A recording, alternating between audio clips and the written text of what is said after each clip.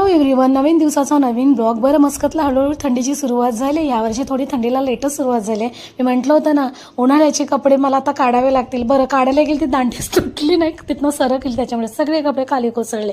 आणि आता उन्हाळ्याच्या कपड्यांची काहीच गरज भासत नाही, कारण थंडी इतकी पडते की तुम्हाला दिवसभर ऑम कपडे घालावे लागतात. म्हणजे स्वेटर तुम्हाला वेअर करावा लागतो असे, आणि पायामध्ये सॉक्स.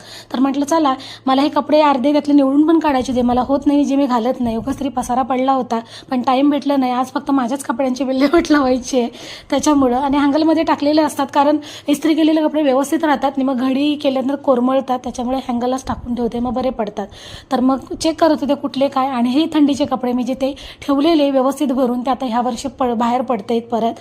आणि ह्याच्यामध्ये आणखीन पण कपडे ॲड होतील. आणि मी थंडीला जास्त स्वेटर वेअर करत नाही, माझ्याकडे आहे पण नाही. मग मी असे कपडे घेते की मी बाहेर गेलो नॉर्मल तेच कपडे, की मला स्वेटरची गरज भासत नाही. पण ह्या वर्षी विचार करते की 1-2 स्वेटर घ्यावे, की नॉर्मल टी शर्ट घातला तर त्याच्यावरती स्वेटर वेअर करू शकतो.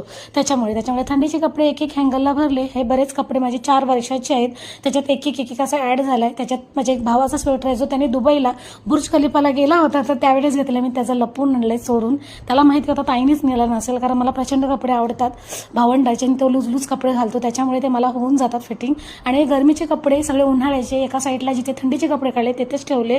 आणि आता बाकीचे उरलेले कपडे एक डोनेट करायने हे हँगल आहे, त्याच्यामध्ये ह्या वर्षीचे यंदाचे थंडीचे कपडे ॲड होणार.